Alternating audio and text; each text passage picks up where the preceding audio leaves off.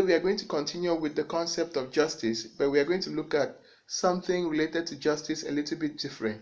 This time around, it shall be about someone who has perverted justice and has made a decision to come back to justice or to return to justice. We're going to look at two major objectives, and the first objective is to define the term a reformer or reformation. And the second objective will be to use the example of King Jehoshaphat to discuss how we can become reformers in our current generation. So before we begin, it's important for us to have a look at the background story so that we can understand the lesson better. Now, when Asa died, he was succeeded by his son named Jehoshaphat. And Jehoshaphat was a man after God's heart. He was a rich king and a king of valor, the king of Judah. He was highly respected and his entire city was well fortified against the enemy. And Jehoshaphat was someone who made a decision or made up his mind to follow the ways of his forefather David. And so he was loved by God. And because of this, many people admired him. And no doubt the king of Israel, that is northern Israel, King Ahab, knew that Jehoshaphat was highly favored by God. So he actually made some advances towards King Jehoshaphat. He offered some sacrifices, some goats and oxen and all of that. And after making those sacrifices, we are looking at Second Chronicles, already we are at chapter 18. After making those advances to King Jehoshaphat, he requested that Jehoshaphat should go with him into war and attack Ramoth Gilead, that is in Syria. That's to attack the king of Syria. Now Jehoshaphat was a man who always took his counsel from the Lord because he feared the Lord, and so he was skeptical about this request, and so he asked King Ahab to seek the counsel of the Lord because he wasn't sure if that was a good idea. Now, King Ahab was so smart. No, King Ahab was the king of the northern kingdom of Israel. Israel was divided into two. You had the northern kingdom and the southern kingdom. The southern kingdom was Judah, and Jehoshaphat happened to be the king of Judah, and Ahab was the king of the northern kingdom, that is Israel. And so Ahab said, okay, fine. So far, so good. We have just one prophet who reveals the heart or the intent of God. But unfortunately, this prophet never says something good about me. This prophet is a prophet of doom when it comes to my issue. That was King Ahab speaking. However, because Jehoshaphat insisted that he wanted to be sure if this was coming from the Lord, he said that the prophet should be brought. And so the only prophet at the time who was a true prophet was Micaiah. And King Ahab didn't like Micaiah because of made a good prophecy towards him. And so, but however, there were other minor or little so-called prophets around. And one of those prophets King Ahab would trust definitely was called Zedekiah. And so Zedekiah and the other prophets gave their go-ahead. They said, no, come on, both of you should go to war against the king of Syria and you will defeat them. However, the last prophet who had the last say was Micaiah. And so a messenger was sent to go and call for Micaiah. And so this messenger, on arriving, told Micaiah that all the other prophets, all the other, especially Zedekiah, have already given their accord that the king of, that is Ahab, and Jehoshaphat should go to war against the king of Syria. And so Micaiah replied simply that I am going to say what God has revealed to me. And so when Micaiah was brought before King Ahab and Jehoshaphat, he actually revealed what God had told him about the decision. And he said, okay, King Ahab, do not go to war against the king of Syria, because if you do, you will die. You will be torn into pieces and you will not come back alive. And King Ahab said, yes, I told you guys, this guy never prophesies anything positive about me. King Ahab was so angry, and in fact, one of Ahab's prophets by name Zedekiah actually slapped Micaiah. Micaiah was thrown into prison. Unfortunately, The aching part of it is that King Jehoshaphat had to compromise with this decision because he didn't listen to Micaiah, but rather he went into war against the king of Syria with Ahab. So he allied with Ahab to go to war against the king of Syria. King Ahab was so smart enough and he played another game. He told King Jehoshaphat that he will disguise, he wouldn't go in his royal regalia, and that King Jehoshaphat should be the one to dress in his royal robes as they go into war. And so King Jehoshaphat compromised and accepted this idea. And so when they went into war, what actually happened was that the king of Syria had given firm instructions to his armies that they should go and kill King Ahab. They should face, their main target should be the king.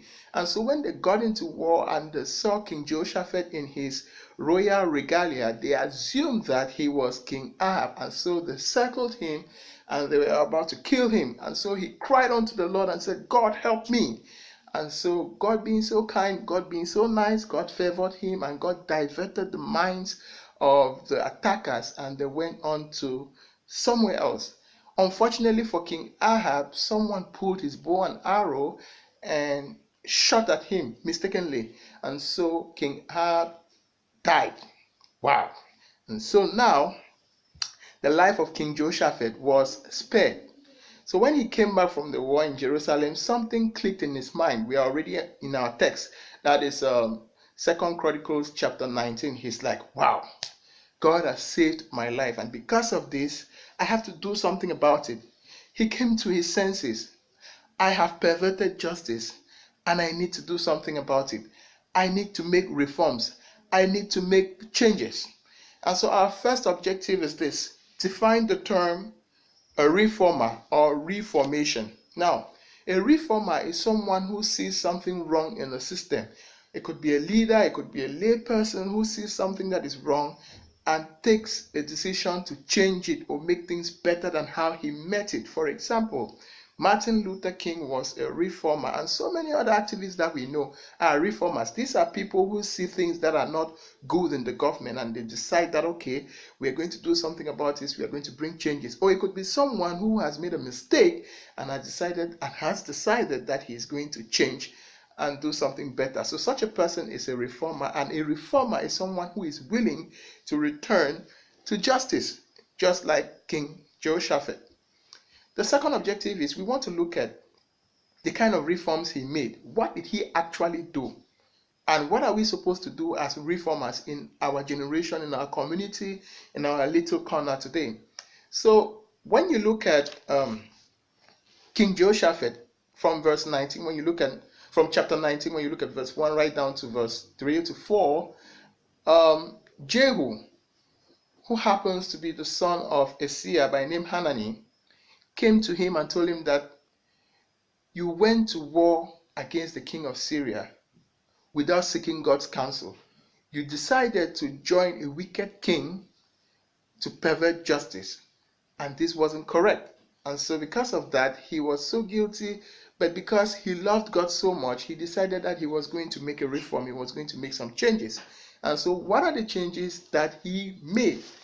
Now when you look at verse 5, especially verse 5 to 8, you realize that the first changes he made was that he appointed judges throughout the cities of Judah, and he gave them firm instruction. That means he went from city to city and gave all the judges firm instructions, and he told them that they should judge people fairly without any partiality, taking no bribe, and they should judge people with the fear of the Lord.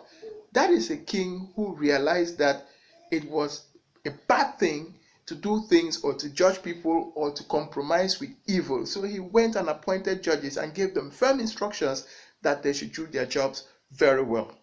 As if that was not enough, he also appointed Levites. You can see that in verse 9. He appointed Levites, he appointed priests, and instructed them to act according to the fear of the Lord. It was a firm instruction to ensure that his land was occupied or filled with the valor and the beauty and the love of God. And so he actually said that everyone, all the priests, all the Levites should act according to the fear of the Lord. That was his priority. So the most important thing is that he delegated everyone to do this job for him. He delegated people to do this job for him. And that was an aspect of leadership he was demonstrating in his role. Now, what can we learn from King Jehoshaphat's reformation actions? The first thing we can learn is that he delegated power. Sometimes as leaders, we think that we can do everything by ourselves. No. A good leader is someone who has the ability to identify needs and delegate people to execute, to meet the needs of people.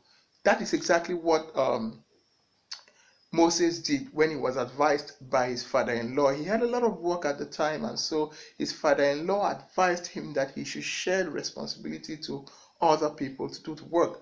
Another lesson we can learn from this story, which is very important, is that you should never help the wicked to prosper in their wickedness. And we see this happening every day.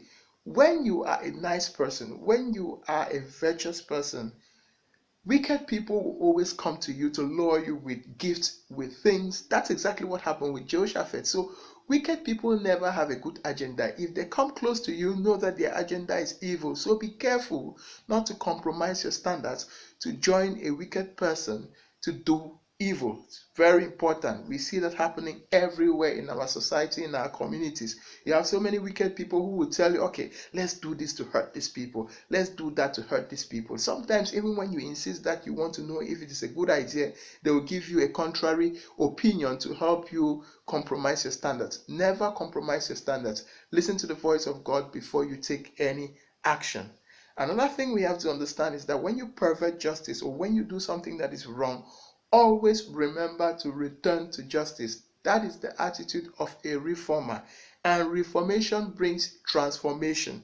If you are a sinner, if you are an unbeliever, and you realize that you're hurting God or you're doing things that are not proper, your job is to become a reformer, to return to justice. Another important thing we need to learn is that you always have to judge people with the fear of the Lord. It's very important. That is exactly what Jehoshaphat told his judges, the Levites, and the priests, because he realized that he had perverted justice. He had compromised with the wicked king to go into war against the king of Syria. If God didn't favor him, he'll be dead. But because God loved him so much, he wanted to pass on this powerful information to all his leaders that in everything that they do, they should fear the Lord. And finally, a warning: are you helping wicked people in their wickedness? Are you helping any wicked person? Are you helping somebody who perverts justice to keep perverting justice more and more? That is a question to ask yourself. So be warned, return to justice, and be a reformer. Be warned, return to justice, and be a reformer. Thank you very much for listening. I hope you did enjoy the video. If you did, do not hesitate to subscribe below so that you can get more of these lessons in the days ahead. Thank you very much. My name is Shejini. Hope to see you in the next episode.